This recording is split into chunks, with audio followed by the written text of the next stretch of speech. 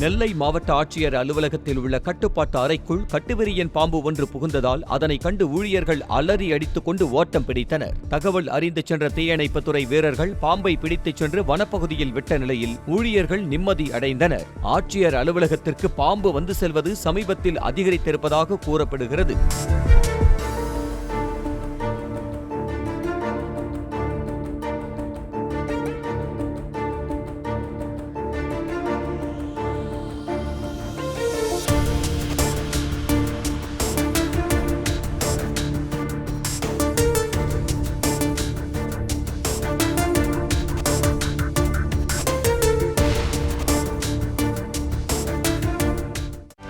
செய்திகளை உடனுக்குடனும் துல்லியமாகவும் தெரிந்து கொள்ள சப்ஸ்கிரைப் பண்ணுங்க.